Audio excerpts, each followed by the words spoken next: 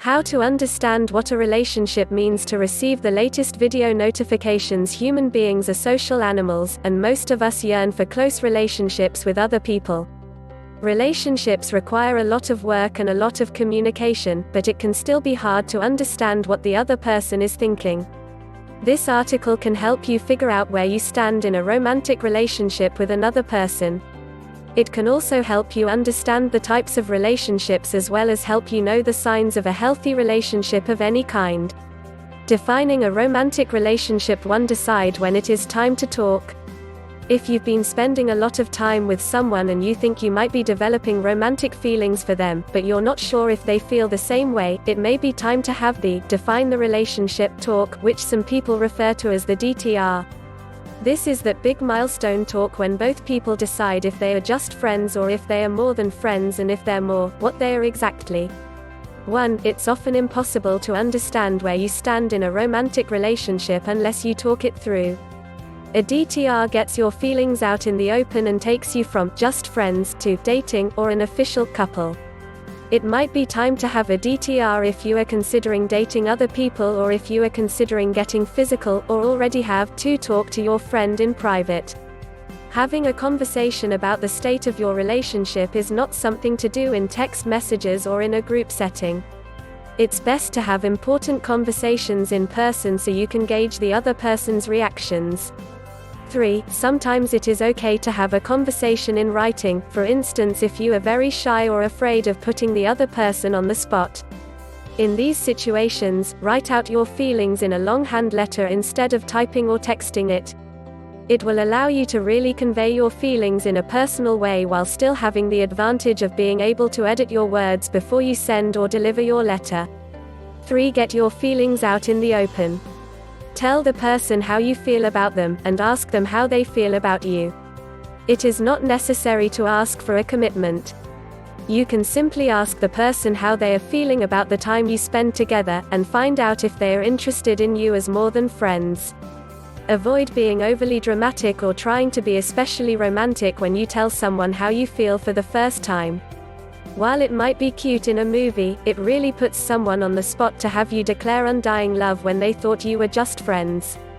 It's better to be honest but a bit reserved if you think you're falling in love with them. Try saying something like, "I love how much time we spend together. Is it just me, or are there some confusing feelings going on here? I think I'm starting to like you as more than just a friend.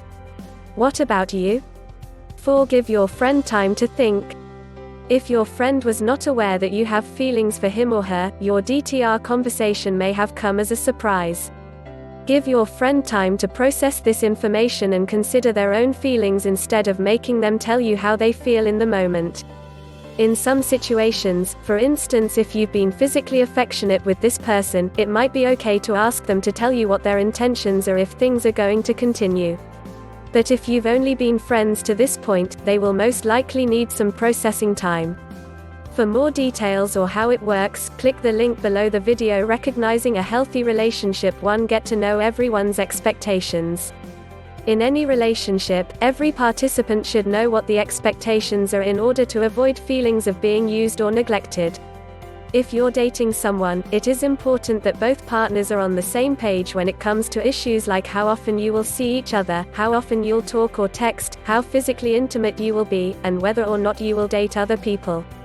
In marriage and work relationships, it is important to understand each person's role and responsibilities to avoid feelings of resentment or confusion. 2. Communicate effectively and openly. Every relationship can be improved just by improving communication. Unfortunately, most people don't learn how to communicate effectively as they grow up, so it can be difficult to have important conversations or stand up for yourself if you don't make a concerted effort to learn the basics of effective communication. In a relationship, you should approach conflict and disagreement with the perspective that you are a team.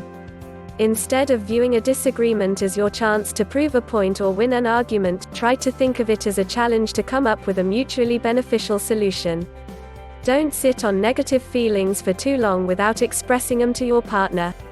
Otherwise, you could become resentful. If you find yourself angry or sad about the relationship, think about why you're feeling that way and then talk to your partner about it. Let them know how you feel and what you think could help. 3. Balance your needs and your partner's needs. We are often taught to put other people before our own needs, and being selfless in a relationship can be a great feature. However, you should not sacrifice your own needs or happiness to satisfy someone else. You'll end up burned out and disappointed. Take time for yourself to recharge when you need to. It's okay to have a night out with just your friends, or take an evening to read by yourself when you want to. Don't be afraid to tell your partner what your needs are. 4. Watch for signs of dysfunction. Relationships of all kinds should make you feel good about yourself and happy that you know the other person. Sometimes, though, relationships become a burden and can even affect your state of mind. If your relationship is dysfunctional, it may be time to sever ties or seek counseling. Watch for these warning signs in any relationship. 4. One person has more power or control than the other, and demands that the other person does what he or she says or wants. This can include limiting who the other person can spend time with, how they spend money, or how physically affectionate they are. One person, or both, becomes emotionally manipulative and tries to get the other to respond by creating feelings of guilt, pity, or jealousy. One person is a giver and the other person is just a taker. For example, a friend may always expect you to drop your plans for them, get them out of a bind, or be physically affectionate with no commitment. Understanding types of relationships. 1. Know that relationships mean different things to different people. As we go through life, we will meet a variety of people and will build complicated, personal relationships with them. There are various types of relationships such as friend, work, romantic, and family relationships. It is important to remember that relationships are as individual and different as the people who are a part of them. There are different expectations in every relationship. Sometimes, these expectations are made clear by talking about them, but other times they are just unspoken rules that develop as people spend time together. 2. Learn about types of friendships. Friendships are platonic, meaning there is no sexual interest involved. These relationships fulfill our needs as humans to be around other people who we feel are similar to us and feel valued, secure, and appreciated for who we are. Some relationships are casual acquaintances, and include people you might pass in the halls and smile at or say, hello. Acquaintances help you feel connected to the outside world, but they're generally people you wouldn't call up to hang out. The only expectation you have of your casual acquaintances is politeness. Other relationships are casual friends. You may have met by chance, for instance, because you are in the same class, and you may interact on a regular basis based on your shared interest or common schedule. You may chat with these people about surface-level topics, but you probably don't know much about them as individuals. More intimate friends are the people you trust and choose to be with when you have a choice. These are the people that you feel that you can be yourself around, and you don't have to worry about impressing them. Intimate friendships can require a lot of work to maintain, because you owe each other attention and time as part of your friendship. Best friends are those intimate friends who have proven to be faithful, loyal, and trustworthy. These are often relationships that have stood the test of time. Best friends feel as if they know each other inside out. Not everybody has or needs best friends, and that's okay too. 4. Understand that romantic relationships can be complex. Like friendships, romantic relationships can vary from casual to more intimate, depending on how well you know one another and how committed you are to one another, in other words, what expectations you have of each other.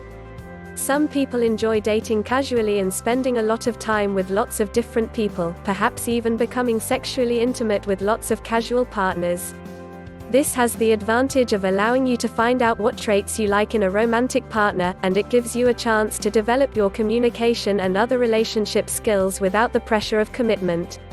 Other people prefer to become very emotionally attached and committed to just one person. Eventually, most people hope to find someone they can commit to in a long-term relationship or marriage. 5. Learn about work relationships. These are the people whom you see every day but are not necessarily close to. These relationships can be very important to your success. If you build good relationships with the people you work with or the people you're in school with, you can show that you are a team player. Try to treat everyone you work with respect and kindness, even if they are not someone you would want to be friends with on a social basis. Your coworkers all have different life experiences that can be helpful in the workplace, so look for everyone's strengths. Sometimes work relationships overlap with romantic or friend relationships, which can often be confusing, and in the case of romantic relationships, may sometimes be against your workplace rules. Remember to stay professional whenever you are at work, and treat everyone the same. 6. Familiarize yourself with romantic relationships. Whether it be dating or marriage, relationships like these can be complicated and hard to understand.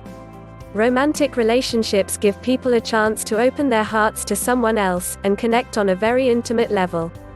This person will see the good and bad sides of you, and love you anyway. Communication is key to keeping a romantic relationship healthy and happy.